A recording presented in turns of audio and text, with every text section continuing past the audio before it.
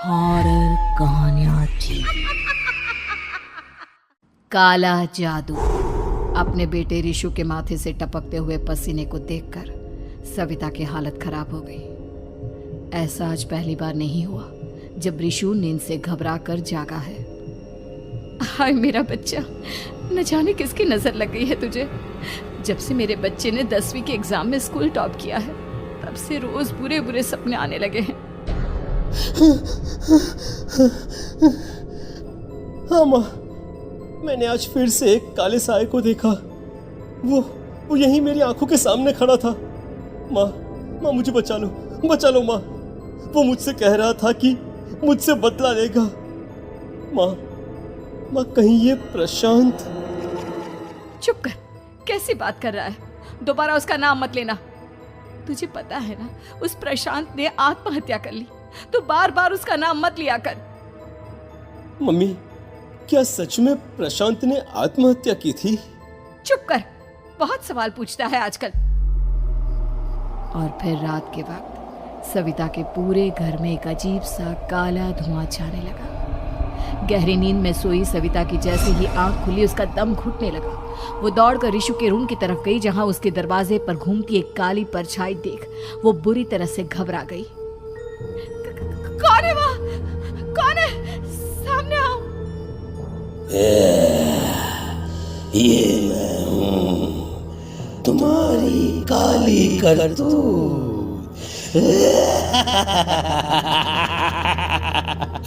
और अब मैं तुम्हारे बेटे को ले जाने आया हूँ।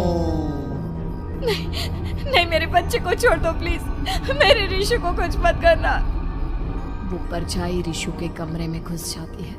सविता भी उसके पीछे पीछे दौड़कर जाती है और देखती है कि अब वो साया साफ नजर आ रहा था। वो सर से पैर तक खून में सना हुआ था और उसके शरीर के सारे अंग कटे फटे हैं।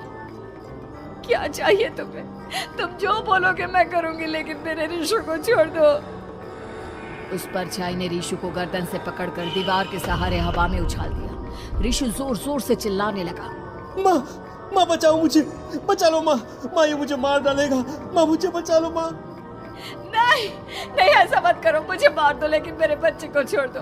मैं तुम्हारे आगे हाथ जोड़ती हूँ। वो परछाई रिशु को जमीन पर गिरा देती है और अचानक वहां से गायब हो जाती है। रिशु, मेरा बच्चा, तू ठीक तो है ना? कुछ बोल बेटा, क्या हुआ है तुझे? मैं ठीक हूँ माँ। क्या हुआ था यहाँ पर? कुछ नहीं बेटा, कुछ नहीं। तू परेशान मत हो। हम कल ही गांव के बाहर जो तांत्रिक महाराज रहते हैं उनके पास चलेंगे। ठीक है माँ, हम जल्द ही उनके पास चलेंगे। मुझे बहुत डर लग रहा है माँ। ये बार बार मुझे डरावने सपने आना, ये सब हमारे साथ क्यों हो रहा है माँ? अगले दिन सविता अपने बेटे रिशु को लेकर गांव के बाहर तांत्रिक के पास जाती है। जिस जगह पर तांत्रिक रहा करता था वो जगह बहुत डरावनी थी। चारों तरफ कंकाल और खूब भूतियां नजर आ रही थी। गांव से दूर वीराने में उस जगह पर जोर से आंधी चल रही थी। रिशु ने डर कर अपनी माँ का हाथ पकड़ लिया। माँ मुझे बहुत डर लग रहा है। ये कैसी जगह है? देख बेटा, हमारे साथ जो कुछ भी हो रहा है उसका इलाज सिर्फ और सिर्फ ये तांत्रिक महाराज ही बता सकते हैं। अब यही है जो हमें प्रॉब्लम से बाहर निकाल सकते हैं। जैसे ही सविता और रिशु तांत्रिक की झोपड़ी के अंदर पहुंचे, वहां का नजारा देखकर उनकी आंखें फटी की फटी रह गई। तांत्रिक की झोपड़ी के अंदर कई सारे लोग अपनी गर्दन घुमा घुमा कर जोर जोर से चीख रहे थे। कौन हो तुम और यहाँ क्यों आई हो? महाराज, मेरे बेटे को कुछ दिनों से एक डरावनी काली परछाई नजर आती है और कल रात उसने मेरे बेटे पर हमला भी कर दिया।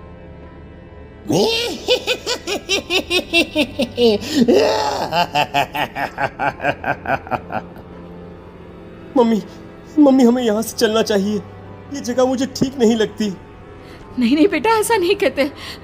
रुक जाओ, 2 मिनट के लिए रुक जाओ। क्या कहा? काली परछाई?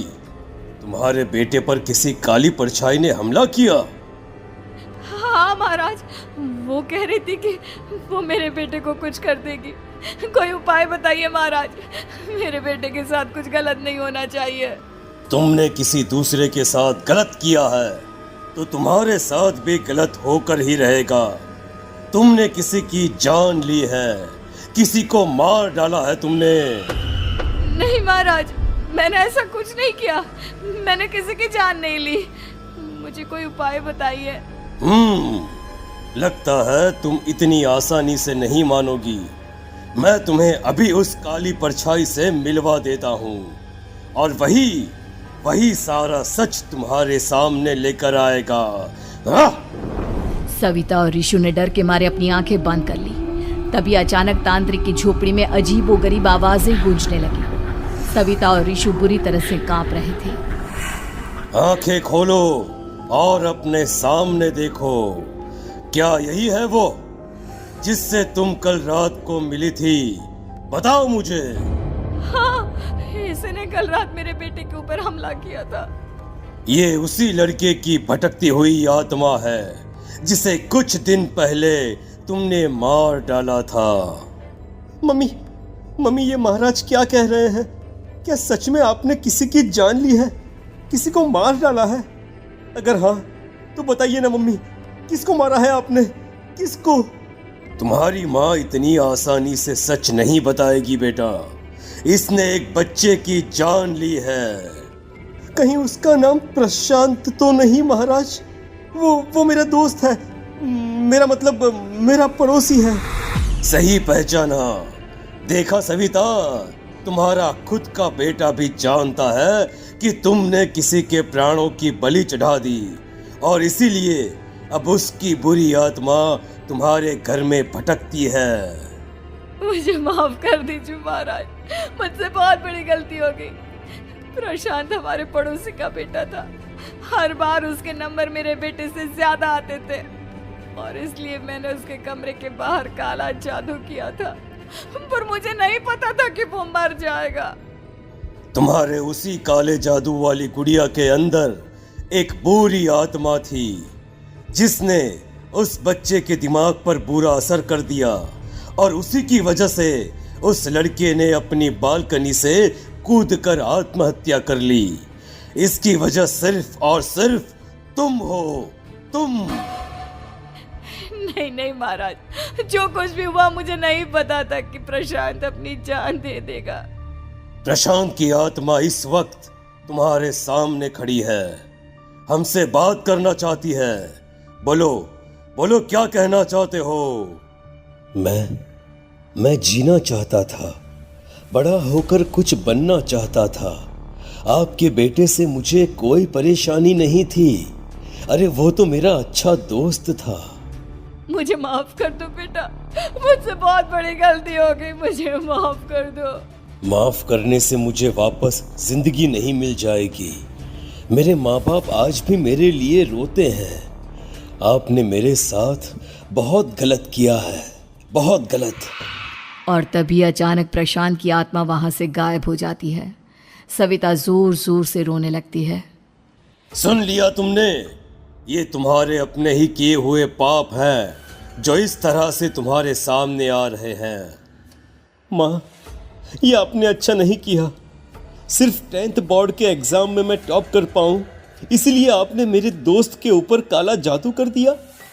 नहीं मम्मी नहीं, अब हम कभी खुश नहीं रह पाएंगे, कभी नहीं।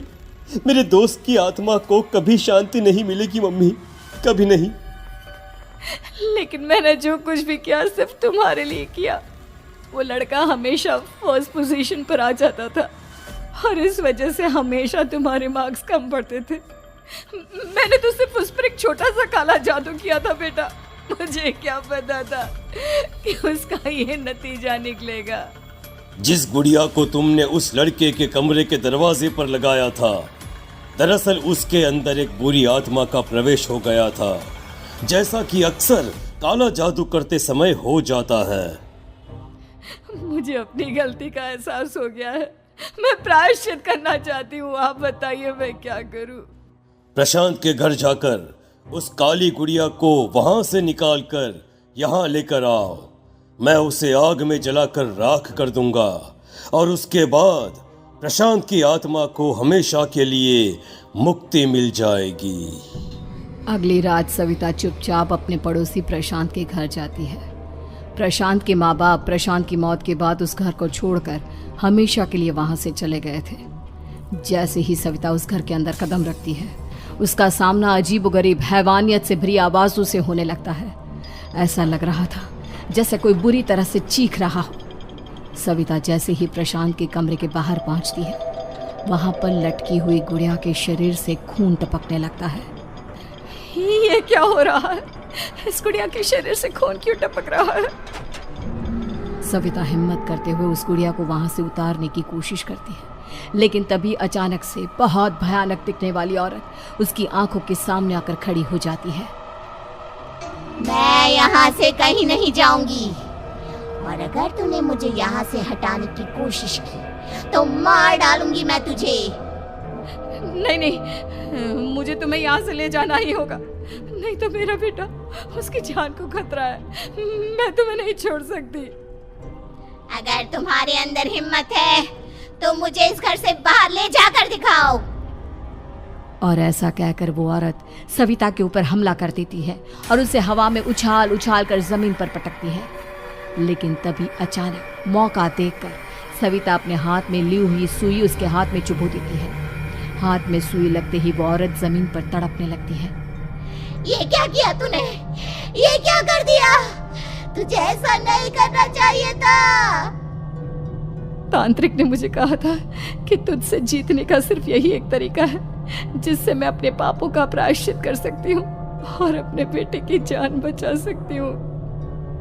और उसके बाद वो डरावनी दिखने वाली औरत एक छोटी सी जादुई गुड़िया में तब्दील हो गई और सविता ने उसे ले जाकर तांत्रिक को दे दिया। तांत्रिक ने जादुई गुड़िया को आग के हवाले कर दिया। हॉन्टेड बस।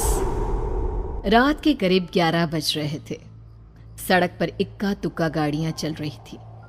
अपनी नाइट शिफ्ट खत्म करके शीला और निकिता बस स्टॉप पर खड़ी थी। आज तो हमें बहुत देर हो गई, पता नहीं घर जाने के लिए हमें कोई साधन मिलेगा भी या नहीं। अगर कोई साधन नहीं मिला तो कहीं रात इसी बस स्टॉप पर ना बितानी पड़े। अपनी काली जुबान बंद कर, जब देखो तब उल्टी बातें ही करती है। अरे कुछ देर रुक जाना, कुछ ना कुछ मिल ही जाएगा। लेकिन काफी देर तक इंतजार करने के बाद भी उन्हें कोई बस नहीं मिलती। धीरे धीरे समय के साथ साथ सड़क पर चलने वाली गाड़ियों का दिखना भी बंद हो जाता है। अरे ये देख, अब तो सड़क पर एक भी गाड़ी नहीं दिख रही। दूर दूर तक गाड़ी और किसी इंसान का नामो निशान नहीं है। एक काम करते हैं, वापस अपने ऑफिस चलते हैं। हम दोनों आज रात वहीं गुजार लेंगे। देख, तुझे अच्छी तरह पता है 10 बजे के बाद चौकीदार ऑफिस के मेन गेट पर ताला लगाकर अपने घर चला जाता है। ऑफिस जाने का कोई फायदा नहीं है। इस सुनसान सड़क को देख मुझे बहुत घबराहट हो रही है। एक काम करना, उसी चौकीदार के घर चलते हैं। वो भी तो परिवार वाला है। हम बेफिक्र होकर आज रात उसके घर पर रुक सकते हैं। अरे पागल, चौकीदार 10 बाई 10 की खोली में रहता है। उसके 4 बच्चे हैं। भला वो हमें अपने घर में कौन सी जगह देगा?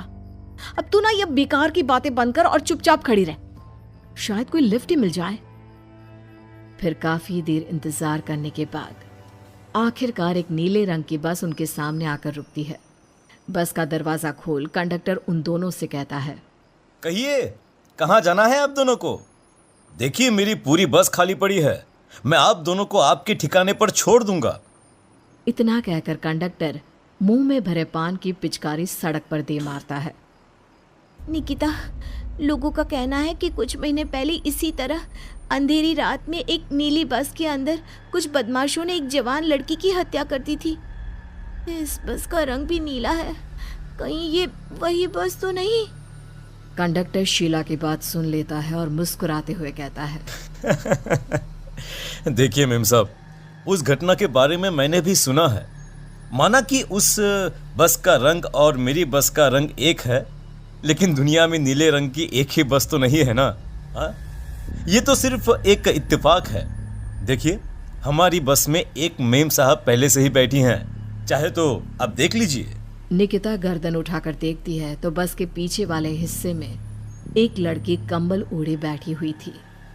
सही तो बोल रहे हैं भैया, बस में पहले से एक लड़की बैठी है। चल अब हम भी बैठ जाते हैं, वैसे भी बहुत देर हो गई है। अरे ठहर जाना निकिता, मुझे डर लग रहा है। अरे तुझे इतना ही डर लग रहा है तो तू यहीं खड़ी रहे, मैं तो चली। अरे तुम मुझे छोड़कर कहाँ जा रही है? मैं भी चलती हूँ। दोनों बस में जाकर बैठ जाती हैं। देखते ही देखते ड्राइवर बस को तेज रफ्तार में चलाना शुरू कर देता है। तभी शीला की नजर पीछे वाली सीट पर अकेली बैठी लड़की पर पड़ती है। उस लड़की की लाल आंखें और उसका आधा जला हुआ चेहरा देखकर शीला घबरा जाती है। सुन निकिता, हमारे पीछे जो लड़की बैठी है ना, उसकी आंखें एकदम खून की तरह लाल और चेहरा किसी चुड़ैल की तरह डरावना दिख रहा है। अरे छोड़ ना, कौन कैसा दिखता है, मुझे इन सब बातों में कोई दिलचस्पी नहीं है। मैं थोड़ी देर झपकी लेना चाहती हूँ, इसलिए अब तू अपनी बड़बड़ बंद कर प्लीज। बेफिक्र निकिता अपनी आंखें बंद करके बैठ जाती है। दूसरी ओर बस जंगल के रास्ते में पहुंची है। चारों तरफ घना अंधेरा और साथ ही जंगल में मौजूद जंगली जानवरों की डरावनी आवाजें शीला को और भी ज्यादा डराए जा रही थी। थोड़ी ही देर में बस एक बरगद के पेड़ के पास से गुजरती है। तभी अचानक बरगद की डाल पर बैठी एक बिल्ली कूदकर खिड़की के रास्ते शीला की गोद में आ गिरती है। मर गई रे, बचाओ मुझे, कोई बचाओ।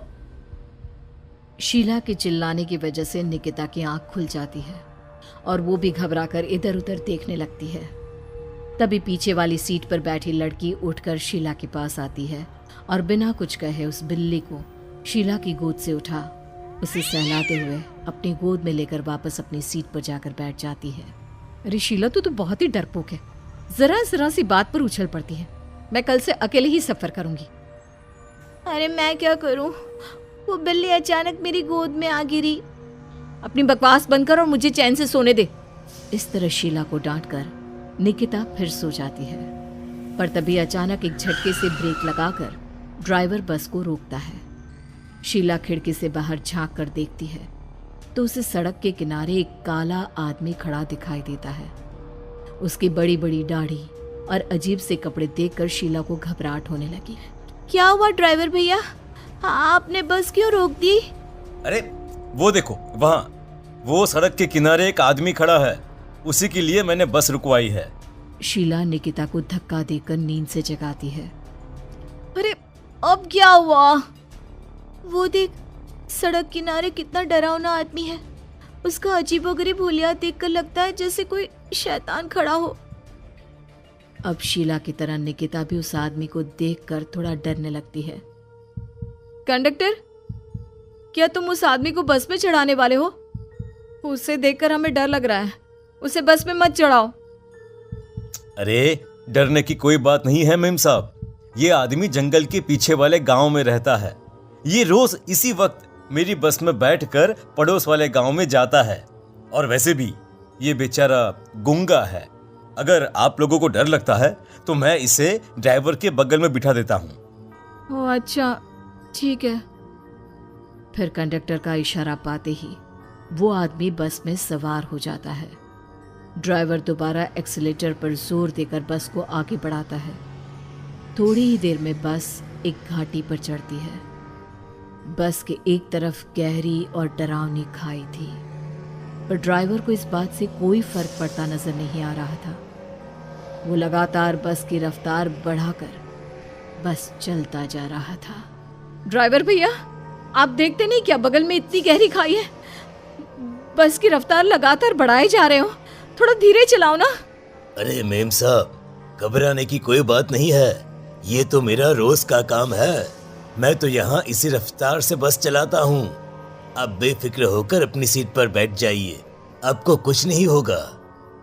ड्राइवर के कहने पर निकिता शांति से बैठ जाती है। कुछ दूर चलने पर अचानक ड्राइवर बस को सड़क के किनारे रोक देता है। शीला एक बार फिर खिड़की के बाहर झांक कर देखती है, लेकिन इस बार उसे कहीं कोई दिखाई नहीं देता। अरे अब क्या हुआ? तुमने बस क्यों रोक दी? यहाँ तो दूर दूर तक कोई भी नहीं दिखाई दे रहा। ड्राइवर उसकी बात का कोई जवाब नहीं देता, पर कंडक्टर बोल पड़ता है। ये हमारी फेवरेट जगह है।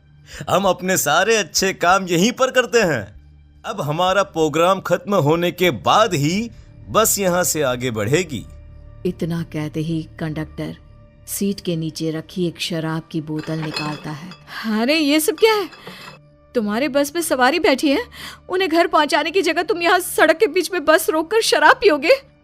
बस में लड़कियों के बैठे हुए भी तुम्हें ये सब करते हुए शर्म नहीं आती? कंडक्टर कोई जवाब नहीं देता और मुस्कुराते हुए शराब पीने लगता है। तभी ड्राइवर और दूसरा आदमी भी कंडक्टर के साथ मिलकर शराब पीने लगते हैं। निकिता, मुझे इन तीनों के इरादे कुछ ठीक नहीं लगते। हमने इस बस में बैठकर बहुत बड़ी भूल कर दी। तू घबरा मत, मैं हमेशा अपने पर्स में छोटा सा चाकू रखती हूँ। उसके रहते ये तीनों हमारा कुछ नहीं बिगाड़ पाएंगे। देखो गज्जू भैया, हमारी बस में इस समय 3 जवान लड़कियां बैठी हैं। कहो कहो सबसे पहले किसका शिकार किया जाए? मैं तो कहता हूँ कि सबसे पहले वो जो पीछे अकेले जो बैठी है ना, उसे पकड़ कर लाओ। उसके बाद इन दोनों का प्रोग्राम फिट करेंगे। ठीक है, जैसी तुम्हारी मर्जी। अब वो आदमी पीछे वाली सीट पर बैठी लड़की के पास पहुंचकर उसका हाथ पकड़ लेता है, लेकिन तभी अचानक उस लड़की की आंखें जरूरत से ज्यादा बड़ी और लाल होने लगती है। उसका चेहरा गुस्से से लाल और उसके मुंह से नुकीले दांत दिखने लगते हैं। अरे अरे अरे, ये क्या? ये लड़की अचानक इतनी खतरनाक कैसे बन रही है? इतने में वो लड़की उस आदमी को उठाकर वहीं सीट पर पटक देती है। मुझे हाथ लगाएगा, तेरी इतनी हिम्मत!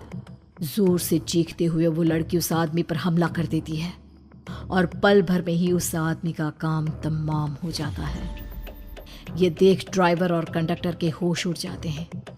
इतने में ड्राइवर अपनी जान बचाने के लिए तुरंत बस से बाहर कूद जाता है, पर तभी बस के पीछे की तरफ से तेजी से आ रहा एक ट्रक उसे कुचल कर चला जाता है। एक ही पल में अपने दोनों साथियों की मौत देख अब कंडक्टर के हाथ पैर कांपने लगते हैं।